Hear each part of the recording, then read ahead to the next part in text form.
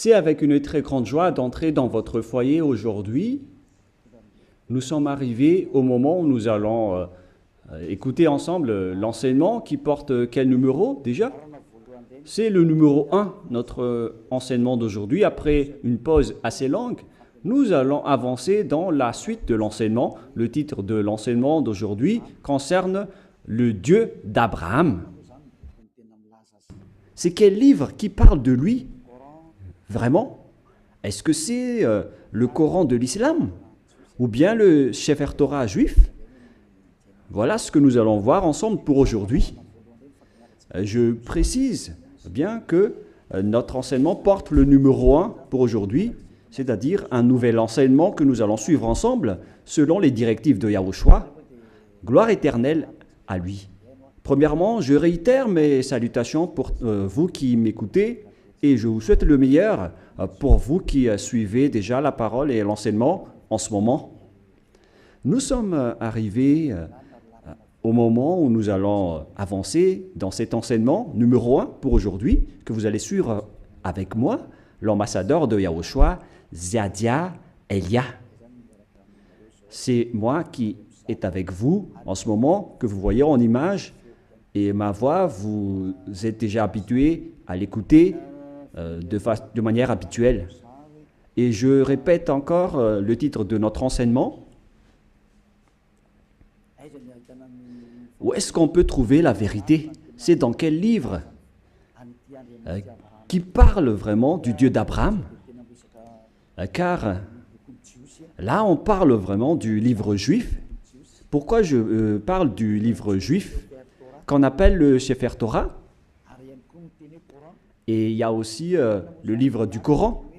Pourquoi Elia parle du livre juif, du Sefer Torah, ainsi que du Coran?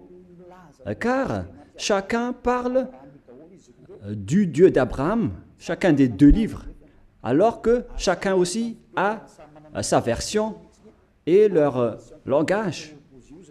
Et on parle de versions tout à fait opposées, deux versions diamétralement opposées, qu'on peut dire qu'ils sont vraiment opposés avec aucune liaison. Car par exemple, le nom du Dieu d'Abraham dans le Sefer Torah juif, c'est Yahva. Voilà ce qu'on voit dans le Sefer Torah juif. Et lorsque vous regardez dans le Coran, vous voyez que c'est Allah qui est écrit dedans. Donc, c'est clair que la question doit se poser, lequel des deux est le vrai? Car chacun a sa propre version. Et qui est-ce qu'on doit suivre si on regarde et si on écoute?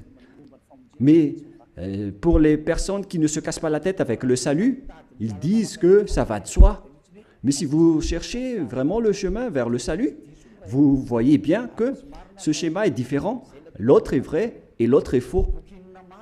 C'est pourquoi la question, quel est le vrai livre en ce moment? Car dès le commencement, je vais vous préciser, et en même temps, je regarde un peu les téléphones, ainsi que les applications, car je vais lire le Coran à travers une application. Et donc, nous allons d'abord voir que ils reconnaissent bien, quoi déjà? Ils reconnaissent bien l'existence de quoi déjà? Du Sefer Torah. Ils reconnaissent bien l'existence du Sefer Torah, le livre du Coran. Le livre du Sefer Torah, c'est le livre juif. Nous allons d'abord lire cette parole, car si l'on veut faire le rapport avec ces deux paroles qui sont différentes,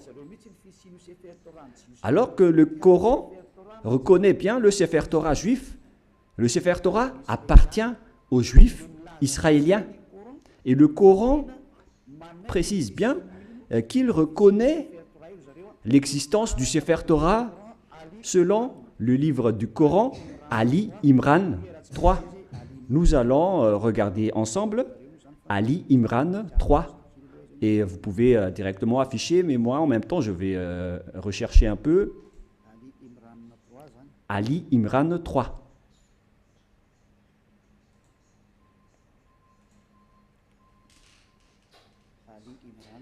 Ali Imran, que vous pouvez déjà afficher, car là, je l'ai retrouvé. Le voilà. Ali Imran 3. Et nous regardons ensemble vers l'écran. Il y a donc une langue arabe et après, il y a la traduction. Il a fait descendre sur toi le livre avec la vérité. Confirmant le livre descendu. Et il fit descendre la Torah et l'Évangile, ce qui prouve que l'islam reconnaît bien que ce sont eux qui ont fait entrer la Torah ainsi que l'Évangile dans le verset 2, à l'Imran verset 2. Voilà ce qui est dit. Allah, pas de divinité à part lui. C'est-à-dire qu'il n'y a pas aucun Dieu à part lui, le vivant, celui qui subsiste par lui-même. Nous voyons bien donc qu'il y a deux schémas différents qu'on doit faire connaître aux gens. Où est-ce qu'on doit aller si vous cherchez le salut? Voilà le rôle de Élia. Élia est là pour sauver tous les humains, non pas seulement ceux qui invoquent Jésus ou Jesus, mais tous ceux qui veulent avancer, vous pouvez avancer. Ceux qui veulent rester, vous pouvez rester. Et c'est pareil aussi avec l'appel aux islamistes pour leur demander de regarder la vérité, car votre livre reconnaît bien l'existence du Sefer Torah juif et ils disent que c'est leur Dieu même qui l'a fait entrer. C'est le Dieu de l'islam.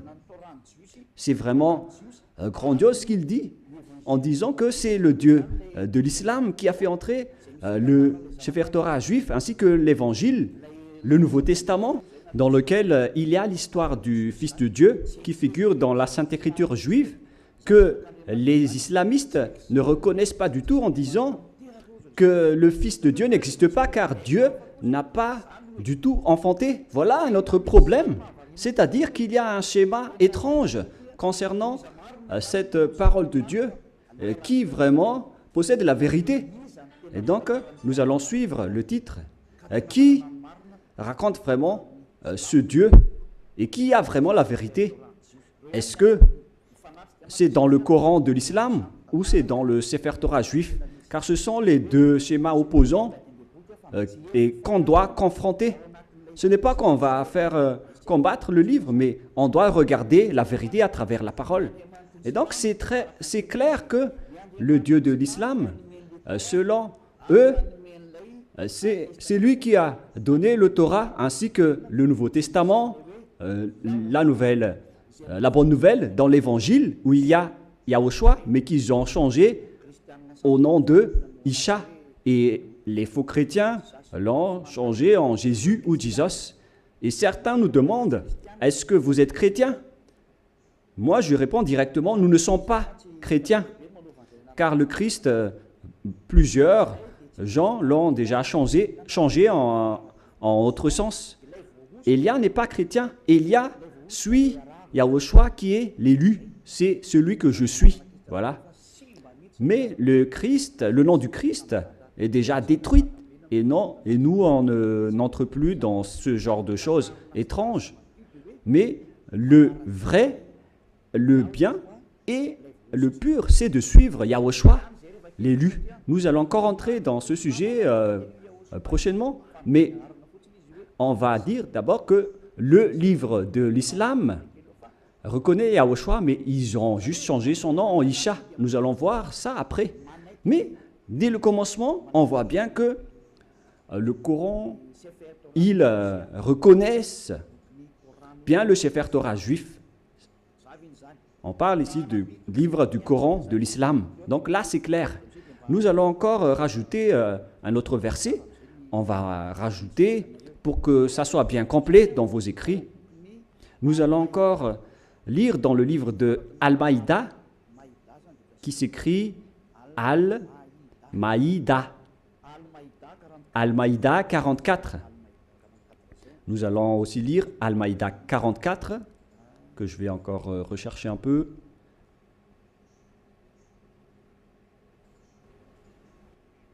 Al-Maïda 44. Al-Maïda 44. C'est-à-dire que c'est écrit en plusieurs paroles que le Torah existe. Mais comment te demanderaient-ils d'être leurs juges quand ils ont avec eux la Torah dans laquelle se trouve le jugement d'Allah? C'est-à-dire, ici la parole précise que c'est dans le Torah qu'il y a le jugement de Allah, c'est-à-dire le Dieu de l'islam. Son jugement réside dans le Torah, dans la Torah. Et donc c'est clair à ce sujet-là que la Torah appartient à Allah, ce qui est étrange déjà.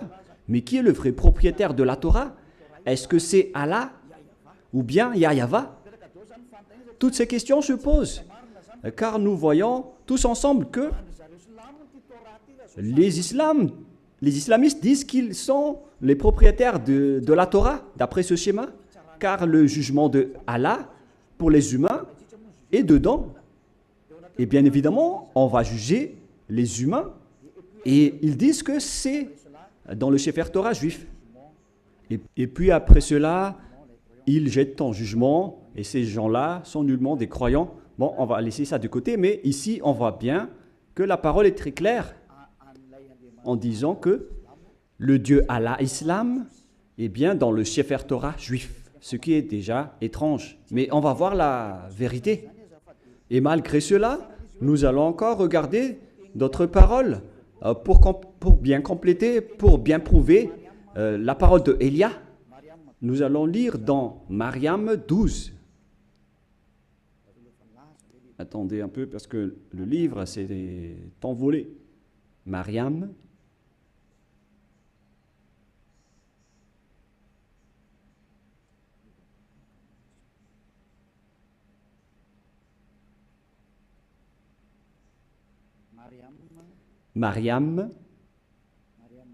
Mariam 12.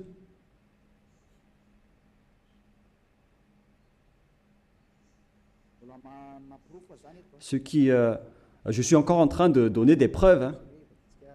Allez-y, affichez pour qu'on le lit, les techniciens. Oh Yahya, tiens fermement au livre, la Torah. Nous lui donnâmes la sagesse alors qu'il était enfant. Ici donc, cette personne qu'on parle ici, on lui a dit de bien tenir le livre de la Torah qu'on lui a donné avec la sagesse. On lui a donné la sagesse dès son enfance. C'est-à-dire que c'est bien précisé dans le livre d'Islam, et c'est incontestable qu'ils reconnaissent l'existence du Sefer Torah juif. Alors, si l'on a vu tout cela, maintenant, on va regarder qui est vrai. Est-ce que c'est le Sefer Torah juif qui sont aux Juifs israéliens? Ou bien est-ce que c'est le Coran des Arabes? Lequel est le vrai? Et donc, nous devons revenir aux dates pour regarder la vérité. Quelles sont les paroles concernées ainsi que les dates? Premièrement, la date du Sefer Torah était vers l'année moins 2000. Et d'ailleurs, après, il a été distribué dans le synagogue selon les chercheurs et les historiens de Wikipédia. Vers l'année moins 1000, on a distribué déjà le Sefer Torah dans les synagogues. Voilà ce que les chercheurs ont dévoilé. Et d'ailleurs, les autres chercheurs peuvent penser à cela pour prouver la parole de Élia. Donc ici, on dit que l'existence du Sefer Torah était déjà vers l'année moins 2000. Nous allons donc voir l'histoire du Sefer Torah dans Wikipédia dans les autres encyclopédies humaines. Voilà donc un autre livre que j'ai sélectionné parmi les livres des chercheurs. En fait, ils sont plusieurs, ces chercheurs, qui ont sorti cette déclaration que j'ai extrait de leur livre. C'est dans l'ancien hébreu alphabet chart. Voilà son titre. Ancien alphabet hébreu chart. Le voilà. C'est en hébreu. Voilà les alphabets hébreux. Et il précise les dates. C'est en quelle année sa date de parution. Voilà donc la date. Ça a été utilisé entre moins 2000 avant Yahushua et moins 1000 avant Yahushua. C'est-à-dire que ça a été utilisé avant l'année moins 2000 jusqu'à l'année moins 1000 avant l'an 0. C'est-à-dire que le Sefer Torah juif, selon ce que tout le monde connaît déjà, notamment les savants, ils connaissent tout cela, mais moi j'ai sélectionné spécialement cela dans Ancien Hébreu Recherche Chapter. C'est-à-dire que les Hébreux ont fait des recherches avec leurs savants pour sortir cet article que ça a été utilisé vers moins 2000, qu'on a utilisé l'alphabet hébreu, colonne 1 utilisé dans l'ancienne époque, colonne 2 vers moins 1000 jusqu'à moins 100, et colonne 3 utilisée depuis moins 400 jusqu'à plus 100. Voilà donc. Alors, on voit bien que c'était utilisé vers moins 1000 jusqu'à plus 100, mais pas moins 100 pour la deuxième. Ici, on voit clairement que c'est depuis l'année moins 2000 que le Sefer Torah juif a déjà existé. Nous allons encore donner une deuxième preuve, toujours sur Wikipédia. Sur Wikipédia, ils disent, concernant la distribution du Sefer Torah juif, lorsqu'ils l'ont sorti, c'est dans Wikipédia que nous allons le lire. Voilà ce qui est dit dans le don du Sefer Torah. Don du Sefer Torah. C'est où déjà? Voilà. Le don des nouveaux Sefer Torah à la synagogue est souvent l'occasion d'une fête joyeuse avec des chants, danses et prières. Cet usage remonte au premier temple. On parle ici à l'époque où le temple de Jérusalem n'était pas encore détruit, vers 1000 avant Yahushua. Mais le vôtre, ce n'est pas cohérent. Voilà. C'est-à-dire que ça a déjà existé depuis l'année moins 1000 concernant la distribution du Sefer Torah dans les synagogues. Les synagogues, ce sont des genres de petites églises. Si on compare avec le royaume de Yahushua, ce sont les VP, les petites églises régionales, etc. Et donc, ils ont distribué le Sefer Torah depuis l'année moins 1000 dans les synagogues. C'est-à-dire, c'est depuis une époque ancienne que le Sefer Torah existait déjà.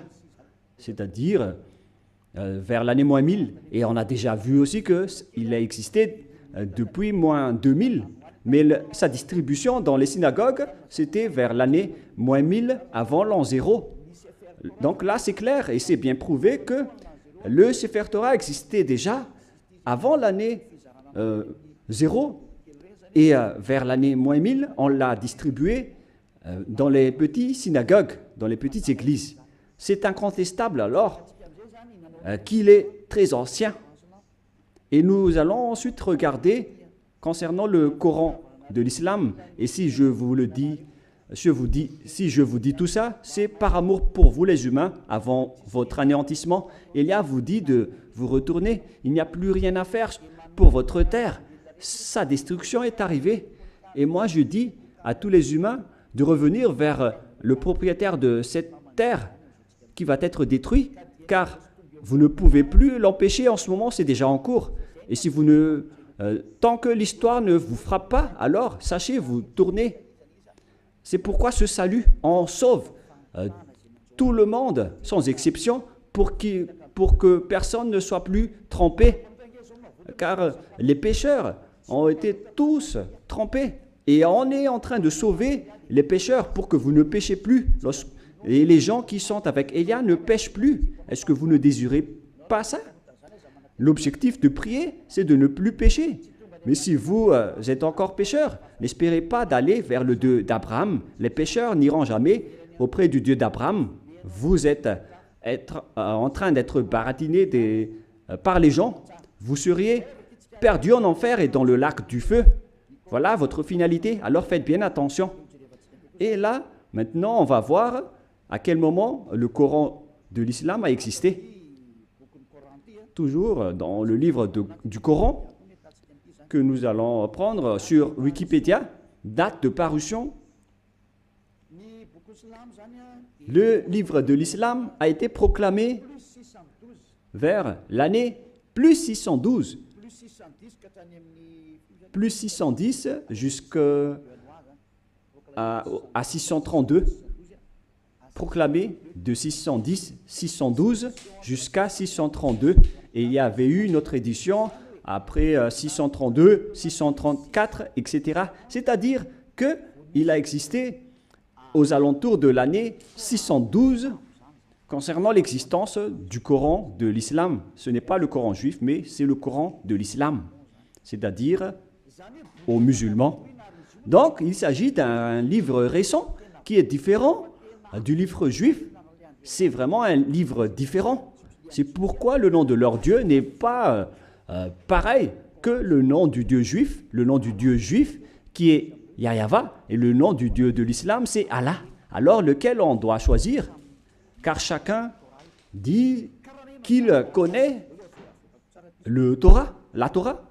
Et si vous avez vu cette date, bon, donc moi je vais bien le montrer pour démontrer l'originalité de l'histoire du Coran. Et il y a encore plusieurs histoires, mais on va voir un peu en bas les paroles divines, les créations musulmanes, etc. Et ici, on voit en bas la date de parution que je vous ai montré tout à l'heure. Date de parution proclamée de 610 à 612 jusqu'à 632. C'est-à-dire vers l'année 610. Voilà l'existence du Coran. C'est incontestable, tout le monde le connaît. La question qui se pose, si on veut regarder la vérité sans favoritisme, si on veut voir la vérité sans favoritisme, qu'est-ce qu'on doit suivre? Qui est-ce qu'on doit suivre?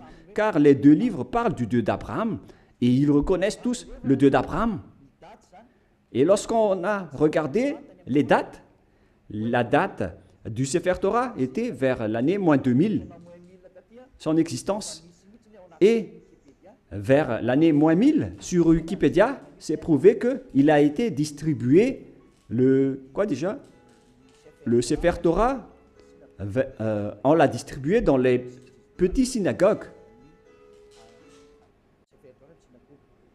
C'est-à-dire qu'il s'agit d'un livre très ancien, le Sefer Torah.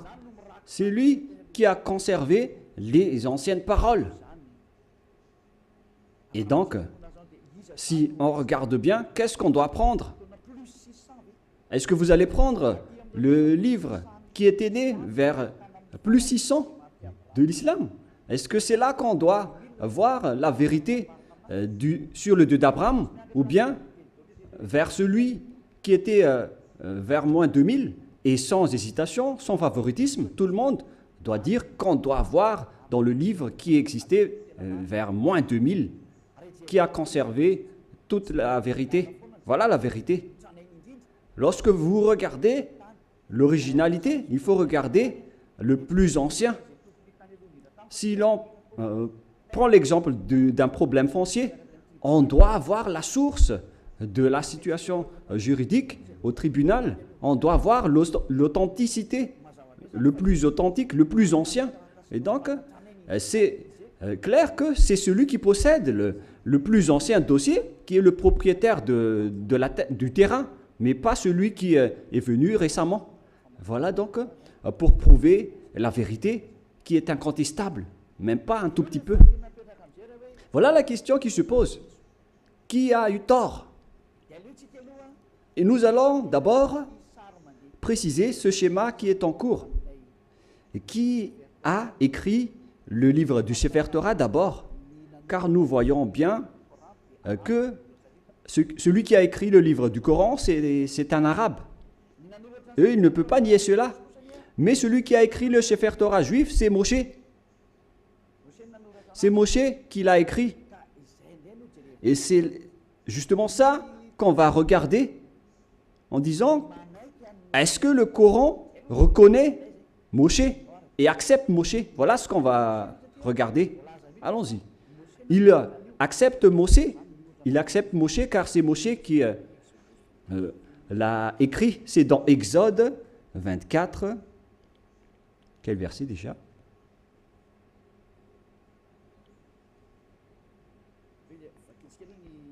Nous allons d'abord lire sur Wikipédia.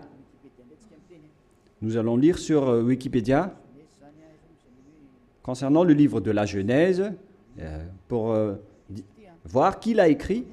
Nous allons lire le livre de la Genèse sur Wikipédia qui a été écrit par les chercheurs mondiaux. Donc le livre de la Genèse ainsi que les autres livres, qui les ont écrits? L'Exode, etc. Le livre de la Genèse. Premier livre de la Bible, du Sefer Torah, car c'était des écrits récents, mais anciennement, son appellation juive, c'est le Sefer Torah. Et ça n'a pas changé ce nom juif, mais ce sont les autres nations qui l'ont changé en Bible. On parle ici du Sefer Bereshit, le commencement, ou la Genèse.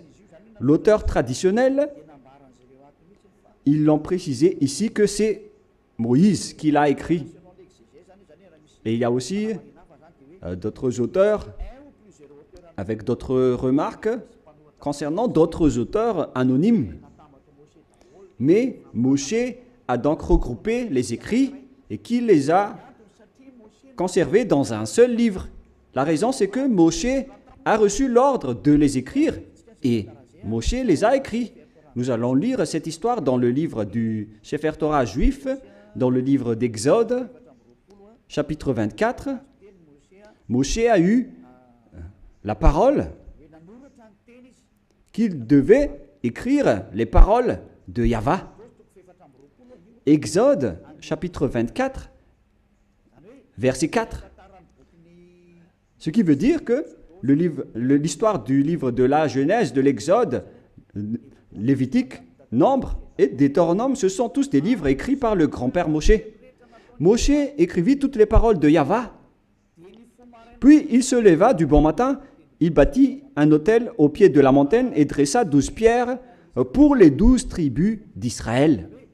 C'est-à-dire que c'est Moshe qui a écrit le Sefer Torah. C'est bien clair dans le verset 4 qui est bien clair. Moshe écrivit toutes les paroles de Yahweh. Personne ne peut plus contester cela en disant que c'est une autre personne qui l'a écrit. Donc l'ancien Sefer Torah, le plus ancien, c'est Moshe qui a écrit tous ces livres selon ce qui est dit dans le Sefer Torah, dans le livre d'Exode, qui est un livre de Moshe. Et nous allons voir maintenant si les islamistes acceptent Moshe. Et si les islamistes acceptent Moshe, alors on ne peut plus nier la vérité sur le Sefer Torah.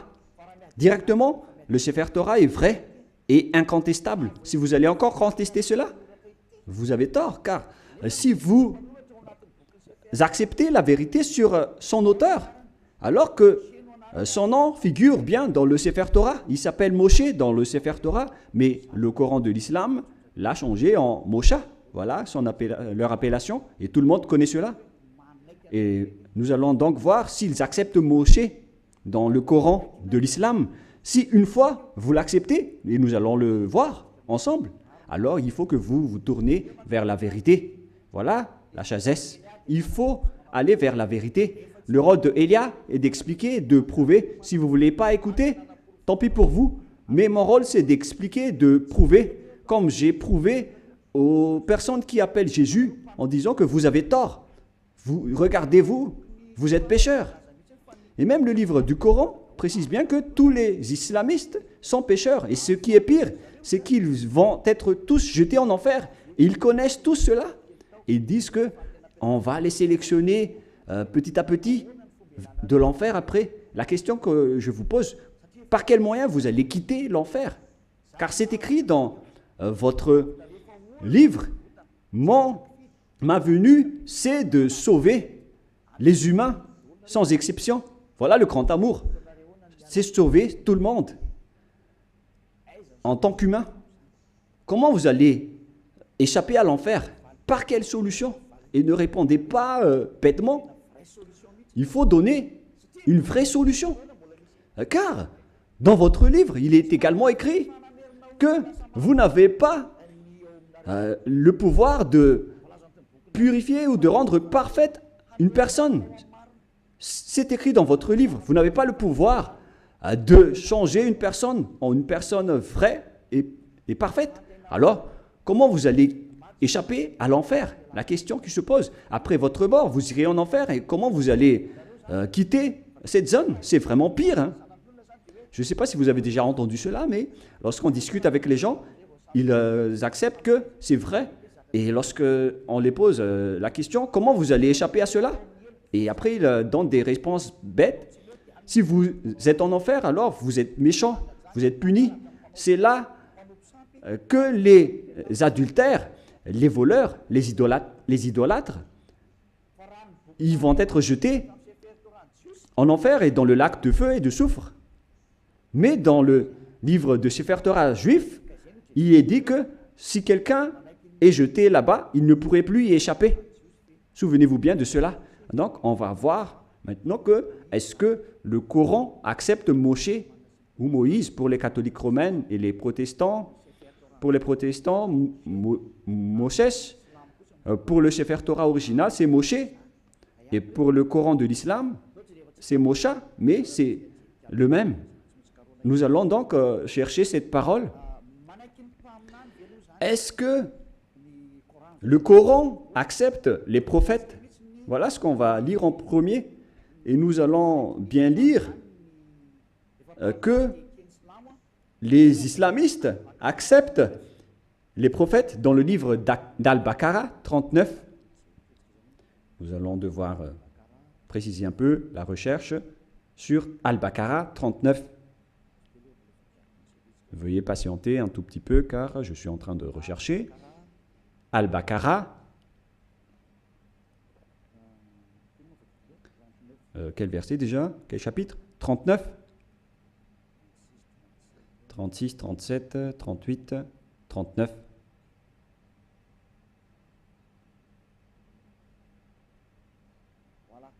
Voilà. Al-Baqarah 39. Le voilà.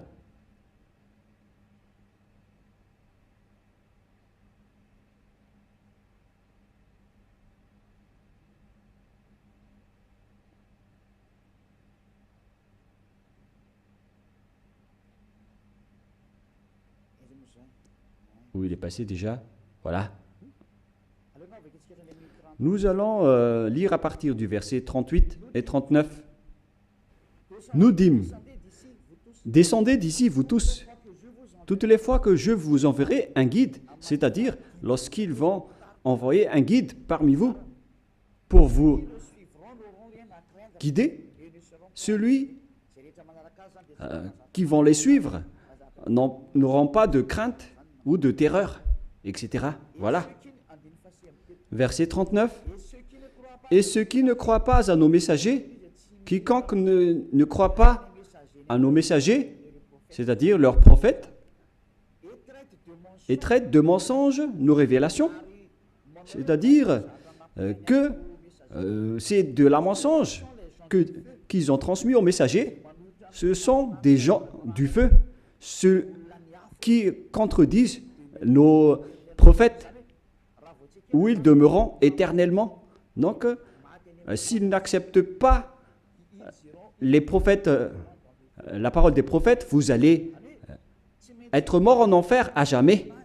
C'est-à-dire qu'on doit accepter les paroles des prophètes. Alors, on sait bien tous qu'il n'y a pas de prophète plus ancien que Moshe, notamment en termes de prophète israélien. Et nous allons voir à propos de ce schéma. Voilà, premièrement. Et nous allons encore regarder dans Al-Baqarah 98. Al-Baqarah 98, qu'est-ce qui est dit ici? Nous allons avancer petit à petit. Voilà. Al-Baqarah 98. Al-Baqarah, voilà. 98. Dit, quiconque est ennemi d'Allah, il s'agit de leur Dieu, de ses anges et de ses messagers, jusqu'à ses messagers, de Gabriel et de Michaël. Vous voyez bien qu'il y a le terme Gabriel et Michaël qui se trouve dans le livre de Sefer Torah également. Allah sera son ennemi, c'est-à-dire que Allah sera leur ennemi, car Allah, le Dieu de l'islam, il est l'ennemi des infidèles. C'est-à-dire,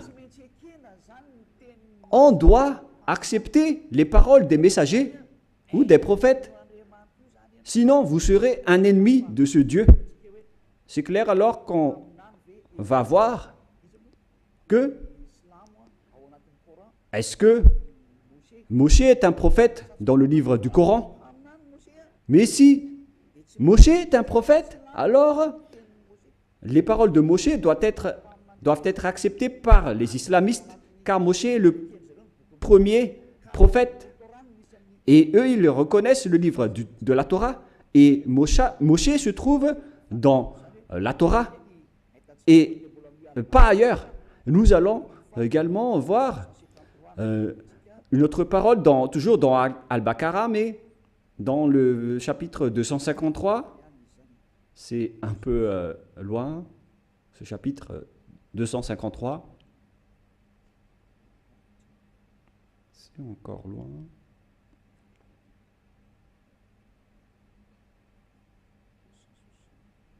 « 260, nous allons revenir un peu, nous allons un peu trop loin. Là, on est en train de trop rechercher. 200 et combien? J'ai dit déjà. «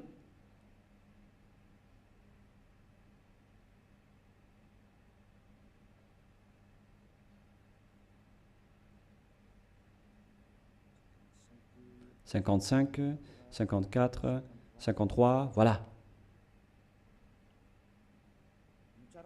Écoutez bien ceci. Parmi ces messagers, nous avons favorisé certains par rapport à d'autres. Il en est à qui Allah a parlé. C'est-à-dire, parmi les prophètes et les messagers, il y a des hauts gradés par rapport aux autres.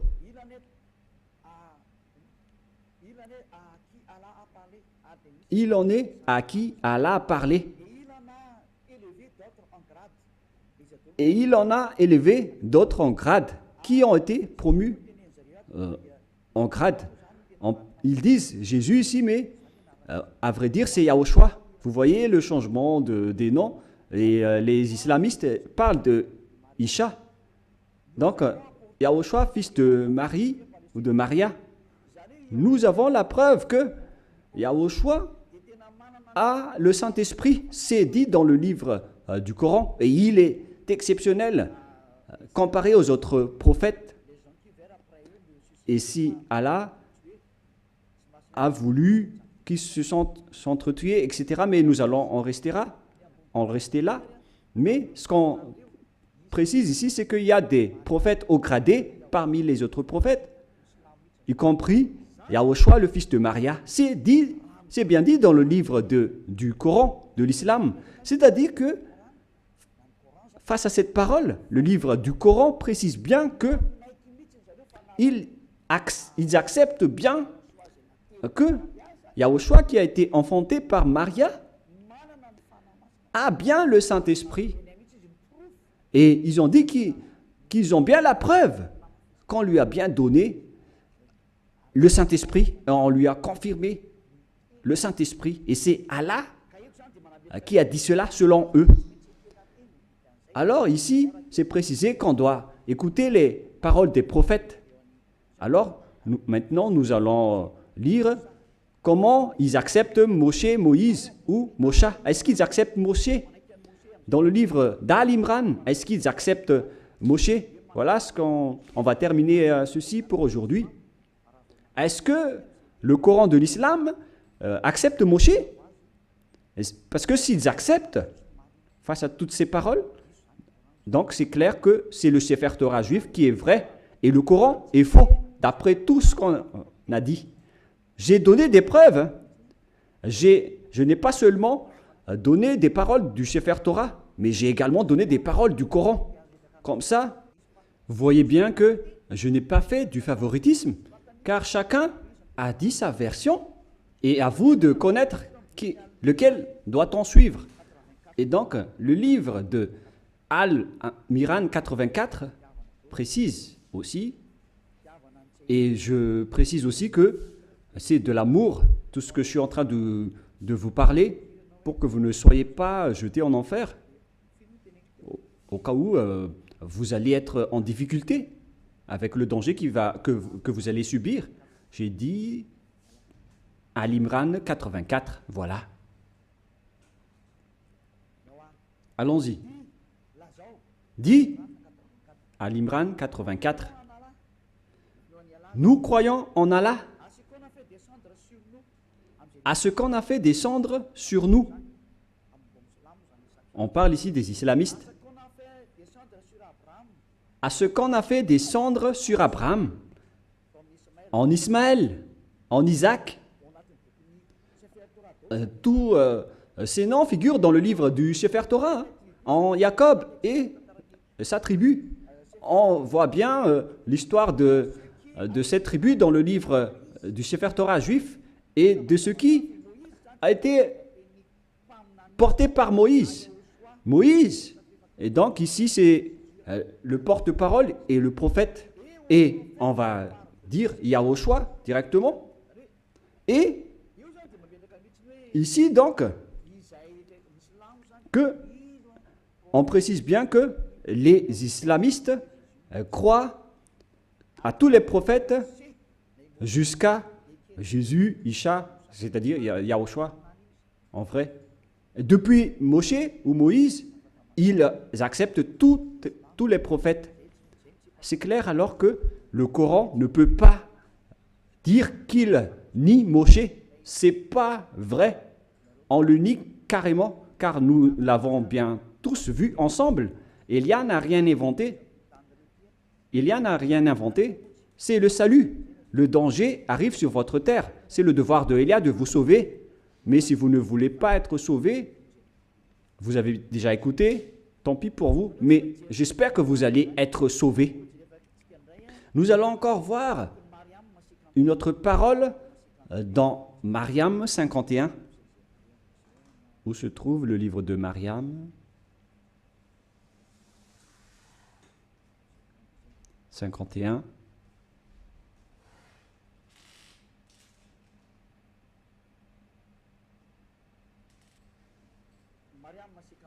Mariam 51. Et mentionne dans le livre de Moïse ou Moshe, c'était vraiment un élu. Et c'était un messager. Et un prophète. Les islamistes exigent bien et précisent qu'il faut bien marquer que Moïse ou Moshe, c'était vraiment un élu. Il faut bien donc marquer dans le livre de l'islam que Moïse ou Moshe ou Mosha, c'est un élu, c'est un porte-parole et c'est un vrai prophète, messager. Voilà. Il est également en même temps un élu, il a été choisi. C'est vraiment un élu. C'est un homme élu, alors ne le négligez pas. Voilà ce que ça veut dire. Vous voyez maintenant que les islamistes ne doivent plus nier. Car c'est bien dans leur Coran la vérité de Moshe. Et qu'est-ce que Moshe a dit? Car c'est Moshe qui va nous dire que c'est lui qui a écrit le livre de la Genèse. Nous allons aussi voir cette parole. Donc c'est clair que vous ne devez plus nier cela en disant qu'il y a des fausses paroles. Pourquoi vous allez contredire la parole de Moshe? Car la parole de Moshe est vraie et ça a déjà existé vers moins 1500. Comment vous allez encore pouvoir le nier? Vous voyez bien que c'est impossible. Directement, vous allez nier votre propre parole si vous niez les paroles de Moshe. C'est clair, donc, que vous devez revenir vers le Sefer Torah juif si vous voulez être sauvé. Si vous ne voulez pas revenir là-bas, alors là, vous êtes frappé par votre propre parole. Je n'ai rien inventé. Lisez bien la parole. Il faut que nous allons encore rajouter une autre parole pour prouver dans Al-Baqarah 51. Al-Baqarah 51, nous allons lire.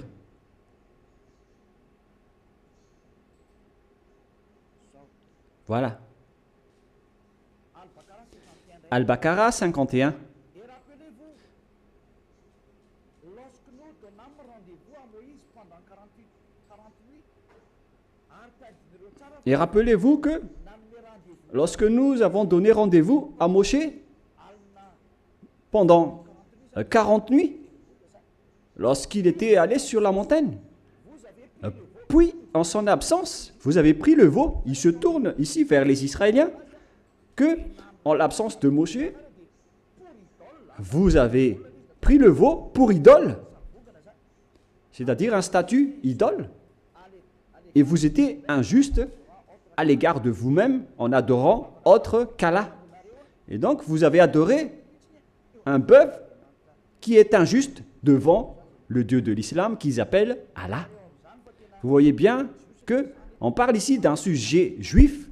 Donc, les islamistes acceptent que Moshe a été bien monté sur la montagne, alors qu'on voit cette histoire dans le Sefer Torah juif qui existait déjà vers moins 1500, qui est bien loin comparé au livre du Coran qui a existé vers plus 600. Les dates ne sont pas vraiment du tout proches.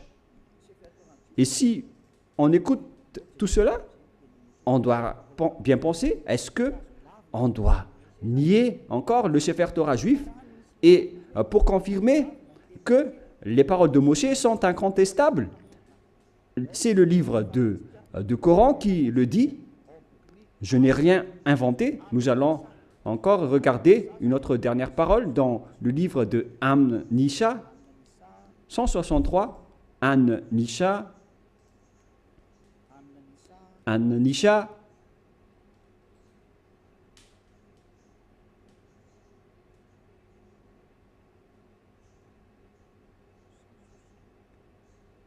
162.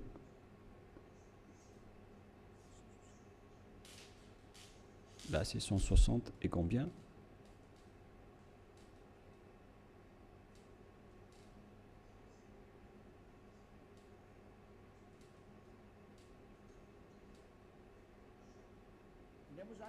Ici, donc, tous les prophètes sont concernés. Nous t'avons fait une révélation. Comme film à Noé, nous t'avons fait une révélation, comme à l'époque de Noé. Noé, on sait tous qu'il existe dans le Sefer Torah juif, à tous les prophètes, nous allons faire une révélation en Abraham, en Ismaël, à Isaac, en Jacob, ainsi qu'à toutes les tribus, jusqu'à Yahushua, Job, Jonah, Aaron, jusqu'à Solomon. Et nous avons donné le Zabour à David. Le Zabour, c'est le livre de psaumes. C'est-à-dire que même le Coran de l'islam reconnaît et accepte le Zabour ou psaume. Z-A-B-O-U-R. Les islamistes acceptent le livre de Solomon, le livre d'Aaron, le livre de Jonas, prophète, le livre de Job, le livre de Yahushua. Alors que toutes ces histoires, on les voit dans le Sefer Torah juif vers l'année moins 2000, jusqu'à moins 1500. On a vu jusqu'à moins 1000. On a vu toute cette histoire. Donc, le Coran de l'islam accepte le Sefer Torah juif.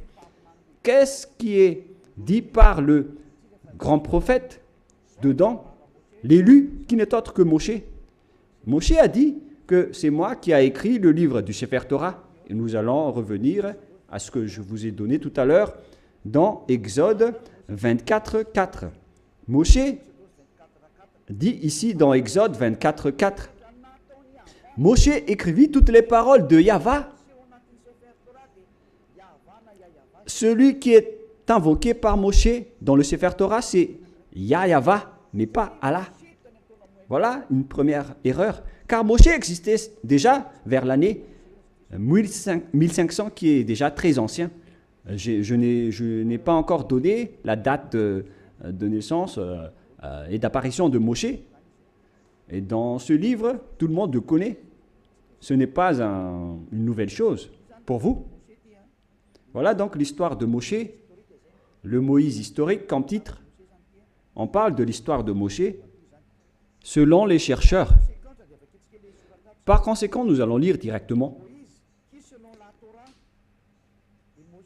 Moïse, selon la Torah, a vécu 120 ans. Serait né en 1560 avant l'ère commune et serait mort en 1440, c'est-à-dire vers l'année moins 1500 que Moshe a existé selon l'histoire des chercheurs. Nous n'allons pas chercher et approfondir à ce sujet, mais si on va faire la recherche, on va trouver cette date de moins 1500. Et si vous allez dire, est-ce que vous avez déjà fait la recherche? Oui, mais c'est une longue histoire que nous n'allons plus y revenir. Mais là, on voit bien que Moshe était déjà né avant tous les prophètes arabes, car selon eux, c'est dans le Sefer Torah que tout a été dit. Et le Sefer Torah a été écrit par Moshe. Et lorsque Moshe l'a écrit, il a dit, vous ne pouvez pas ajouter ou retrancher les paroles. Faites attention car ce sont les ordonnances de votre Dieu, le Dieu des Juifs. Et le Dieu de Moshe, il a bien expliqué que le Dieu de Moshe, vers moins 1500, et le Dieu d'Abraham, vers moins 2000, c'est bien clair que leur Dieu, c'est Yahva, qui est écrit dans le Sefer Torah. Nous allons donc lire la parole de Dieu, la parole de Moshe, dans le Sefer Torah juif, qui a dit qu'il ne faut pas ajouter ou retrancher les paroles. Deutéronome 4.2, c'est un livre de Moshe. Et Moshe est l'élu, le prophète et le messager. Alors il ne faut pas s'opposer aux paroles de Moshe. Nous allons lire Deutéronome 4, Deutéronome chapitre 4, excusez-moi, versets 1 et 2. Maintenant, Israël, écoute les lois et les ordonnances que je vous enseigne. Mettez-les-en en pratique. On a fait porter la parole à Moshe, venant du cher père Yahva. Israël, écoute les lois et les ordonnances que je vous enseigne, mettez-les-en en pratique afin que vous viviez et que vous entriez en possession du pays que vous donne Yahva, le Dieu de vos pères. Alors il faut que Israël suit cette parole. Le Dieu d'Israël, donc c'est un Dieu des Juifs, mais pas des Arabes.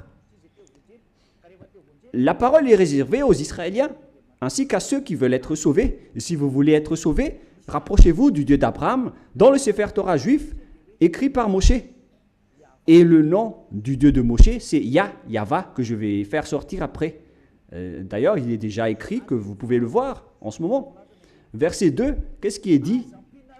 Vous n'ajouterez rien à ce que je vous prescris, selon le Dieu d'Abraham. Le Dieu d'Abraham qui a discuté avec Moshe, et qui l'a ordonné. Et après, Moshe a dit, dans le Sefer Torah, que les islamistes acceptent l'existence. Le Sefer Torah précise bien que vous devez observer les lois de Yahva, votre Dieu. Et donc, vous n'ajouterez rien. Et vous n'en retranchez rien aux paroles. Voilà ce qui est dit par le Dieu de Moshe. C'est-à-dire que toutes les paroles écrites par Moshe depuis le livre de la Genèse. Et après, il a organisé l'écriture jusqu'à la fin du livre de Deutéronome. Les paroles de Moshe sont bien directes. Vous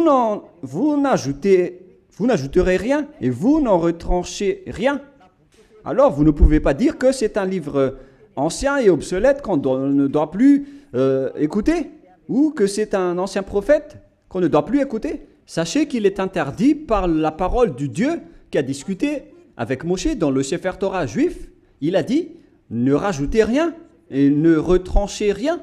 Donc, tous ceux qui ont changé le Sefer Torah juif ont tous tort. Ceux qui ont changé ce livre sont coupables devant ce Dieu de Moshe, car il ne faut rien rajouter ou retrancher aux paroles. Alors que chacun réfléchisse. Qui a fait l'erreur? Qui a fait la faute? Ce n'est pas du tout Élia. Je vous ai donné la preuve. Et que chacun regarde et lit et écoute qui a eu tort. Et si les jugements se déroulent parfaitement, on a tous vu que celui qui a changé le Sefer Torah juif aura tort. Car c'est Moshe qui a précisé qu'on ne peut ni rajouter ni retrancher les paroles qui sont dedans, car ce sont les lois de Dieu, les lois de Yahva qui a envoyé Moshe vers l'année 1500. Il est le plus ancien des prophètes et il a écrit le Sefer Torah directement.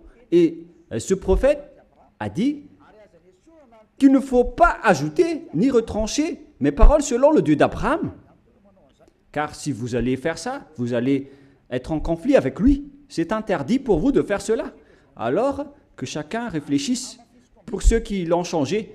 Et je vais confirmer la parole de Moshe.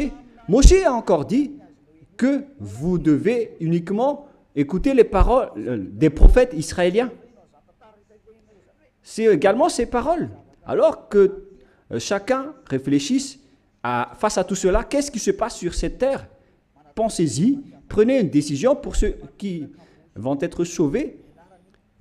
Rapprochez-vous du Dieu d'Abraham, celui qui a envoyé Moshe. Son nom c'est Yahva. Alors revenez vers le Sefer Torah juif. Voilà la seule sagesse. Voilà ce que le Dieu de Moshe a dit dans Deutéronome 18, pour terminer. Deutéronome 18, 15. Ô ton Dieu suscitera du milieu de toi, d'entre tes frères, un prophète comme moi. Vous l'écouterez. Et c'est lui qui a dit, à présent les Israéliens, écoutez ma loi et mes ordonnances. Il se tourne vers les Israéliens à ce sujet-là. Tu susciteras du milieu de toi, d'entre tes frères, un prophète comme moi, et vous l'écouterez. Vous ne pouvez pas écouter d'autres prophètes à part les prophètes israéliens. Si vous écoutez d'autres prophètes, alors c'est injuste. Quels que soient les autres prophètes, c'est Moshe qui le nie. Et c'est le Dieu de Moshe qui l'a dit. Et c'est le Dieu Yahva qui a envoyé Moshe, le prophète, qui a dit que vous ne devez écouter que les prophètes israéliens. Pour terminer, nous allons lire le verset 18 et 19. Deutéronome 18, 18, 19. Je leur susciterai du milieu de toi, de leurs frères, un prophète comme toi. Je mettrai mes paroles dans sa bouche et il leur dira tout ce que je lui commanderai. Et si quelqu'un n'écoute pas mes paroles qu'il dira en mon nom, c'est moi qui lui en demanderai compte. Selon ce Dieu d'Abraham, c'est le Dieu d'Abraham qui a déclaré que quiconque n'écoute pas ma parole, je vais les juger. Qu'est-ce qu'il a dit? Vous devez uniquement écouter les prophètes israéliens. S'ils ne sont pas israéliens, alors c'est pas correct selon le Dieu d'Abraham. Il a dit que vous devez écouter les prophètes israéliens. Et le prophète israélien qui a écrit cela, c'est Moshe, que vous acceptez dans le livre du Coran. Le Coran accepte précisément qu'il est accepté en tant que prophète, messager et élu. Donc si vous niez Moshe, ce Dieu d'Abraham va vous juger. Et nous allons terminer avec le nom du Dieu d'Abraham. Son nom c'est Yahva. Nous allons lire dans le livre de l'Exode pour terminer. Et après que chacun réfléchisse sur cette grande bonté, car c'est un salut pour vous. Nous sommes arrivés pour vous sauver. Le sage voit le danger et se cache, mais le fou avance et regrette. Exode 15:2. Yahva est ma force et le sujet de mes louanges. C'est lui qui m'a sauvé. Il est mon Dieu, je le célébrerai. Il est le Dieu de mon Père. Je l'exalterai. Yahva est un vaillant guerrier. Yahva est son nom. Donc, le nom de ce Dieu dans le Sefer Torah, c'est Yahva. D'ailleurs, nous avons le Sefer Torah que nous allons montrer pour terminer dans Exode 15:2.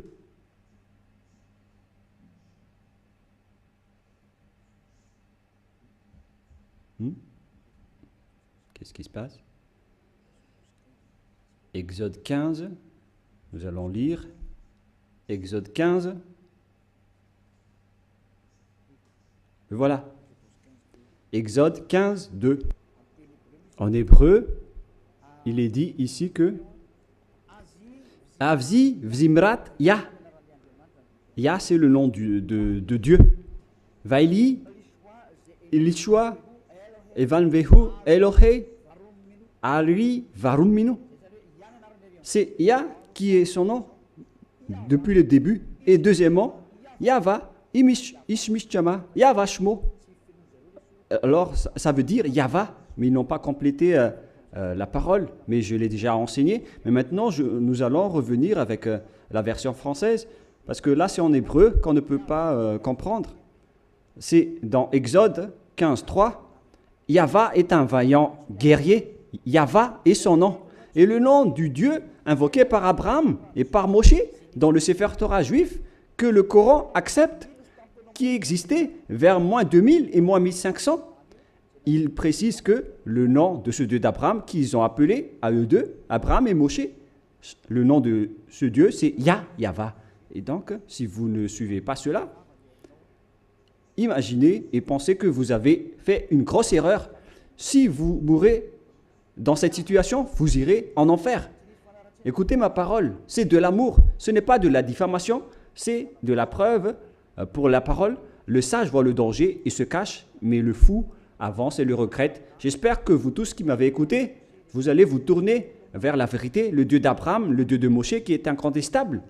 Suivez Yahva, suivez Yahushua.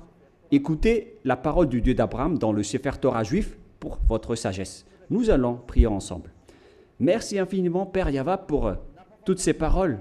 J'ai fait connaître à tout le monde entier ta vérité. Je les ai donné la preuve concernant ta vérité, ainsi que l'injustice que les gens ont pratiquée jusqu'à maintenant. Et il te demande d'ouvrir la raison des gens pour qu'ils se repentissent et pour être guéris. Montre-nous ta gloire et ta bonté, Père Yahva, car c'est le moment de donner la vérité. C'est la dernière heure, le dernier moment pour faire revenir la raison des gens, pour se tourner vers toi. Le sage voit le danger et se cache, mais le fou avance et le regrette. Père Yahva, la gloire éternelle est uniquement à toi. On va faire revenir vers toi ta gloire ton respect et ta vérité. Voilà la mission que tu as confiée à Élia. Gloire éternelle à toi, Père Yahva. Et au nom de toi, Yahushua. Alléluia. Amen. Je vous souhaite à tous d'être bénis par Yahushua et à notre prochain rendez-vous. Au revoir.